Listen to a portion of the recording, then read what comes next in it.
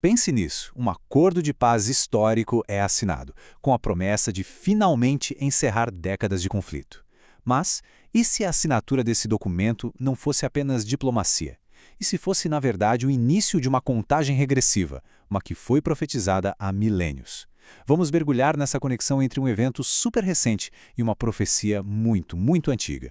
Tudo começa aqui, neste ponto específico no tempo, 13 de outubro de 2025. As manchetes no mundo todo anunciaram a assinatura de um acordo de paz que, para muitos, parecia impossível. A promessa era acabar com um dos conflitos mais longos e complicados da nossa era. Sem dúvida, um momento para a história. Só que para algumas pessoas, essa data não foi só a celebração de um acordo, foi o som de um cronômetro sendo acionado. A questão que está no centro de toda essa nossa análise é exatamente essa. Estamos vendo a diplomacia em ação ou será que testemunhamos o começo de uma contagem regressiva de 7 anos, descrita em textos antigos? Para a gente entender essa teoria, a gente precisa voltar no tempo. E não é pouco tempo não. É voltar muito antes dos telejornais, da internet, da geopolítica como a gente conhece. Vamos direto na fonte. A profecia que está no livro de Daniel. Esse aqui é o versículo central de tudo. Daniel 9, versículo 27. Ele fala sobre um líder que vai confirmar uma aliança, um pacto, com muita gente por uma semana. E o ponto crucial é que essa aliança seria quebrada bem no meio do caminho. E aqui está o pulo do gato para decodificar isso. No contexto das profecias de Daniel, quando o texto fala em uma semana, não está se referindo a 7 dias. É um tipo de código, uma convenção bíblica, onde uma semana, na verdade, simboliza 7 anos. E esse pequeno detalhe transforma a profecia numa linha do tempo bem específica, dando origem a toda essa teoria da contagem regressiva de 7 anos. Agora, um detalhe importantíssimo no texto de Daniel é que ele menciona 2 líderes diferentes, e os 2 são chamados de príncipe. De acordo com as interpretações, um deles é o Messias, uma figura de salvação. O outro, no entanto, é quem firma esse tal pacto de paz. Ele é visto como um líder super carismático, que oferece uma paz que parece boa, mas que na verdade é falsa, uma solução temporária que esconde intenções bem mais sombrias. Certo. Com o contexto da profecia bem fresco na cabeça, vamos voltar para 2025. O que exatamente está nesse acordo de paz de 20 pontos? Vamos analisar os componentes dele para ver se existe alguma conexão real. Primeiro, é bom saber que o acordo não é uma coisa só, um evento único.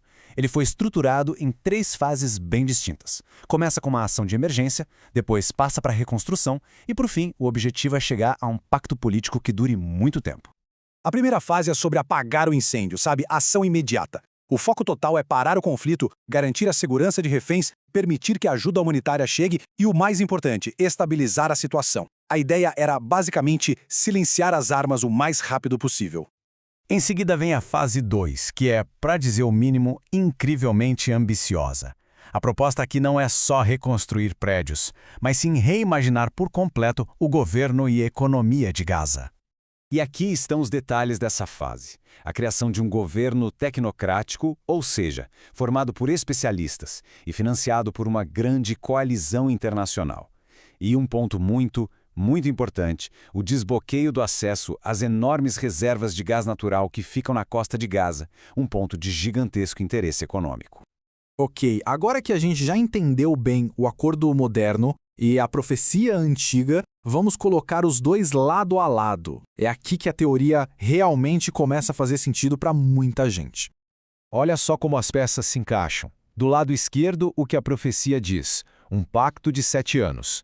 Do lado direito, a característica do acordo, um pacto de longo prazo. A profecia fala de um príncipe que confirma o acordo. O documento moderno foi mediado por uma figura política globalmente poderosa. E nos 2 casos, o objetivo declarado é o mesmo, paz e reconstrução. As semelhanças são, no mínimo, bem intrigantes. Então, a gente chega no ponto crucial. Embora o acordo inicial tenha prazos de dias e meses, a sua fase final, o tal pacto político, não tem um cronograma definido. Será que essa poderia ser a porta de entrada para um acordo final que dure exatamente 7 anos, cumprindo o que a profecia descreve?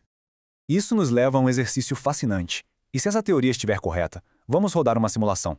Se a contagem regressiva realmente começou, como seria essa linha do tempo? Vamos definir nosso ponto de partida. Se a assinatura do acordo em 13 de outubro de 2025 foi o tiro de largada, a gente consegue mapear os próximos 7 anos seguindo o modelo da profecia. E essa seria a linha do tempo hipotética. Começa em outubro de 2025 com a promessa de paz. Avança até um ponto de virada muito importante, lá por abril de 2029. É aqui, exatamente na metade do caminho, que a profecia diz que o pacto é quebrado e a paz vai por água abaixo. A contagem regressiva terminaria então em outubro de 2032. De acordo com a profecia, esses 7 anos são uma história de duas metades bem diferentes. A primeira parte seria uma era de paz, de reconstrução, de aparente prosperidade. Mas depois da quebra do pacto, bem no meio, a segunda metade se transforma.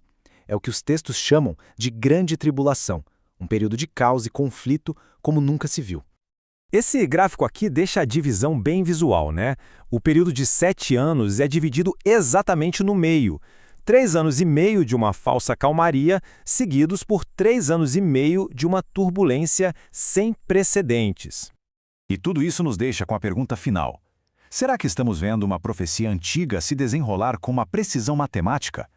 Ou será que estamos vendo um fenômeno diferente, onde o fato de conhecermos esses textos antigos acaba influenciando as ações de hoje, criando uma espécie de profecia que se autorrealiza? A resposta? Bom, a resposta talvez só o tempo possa nos dar.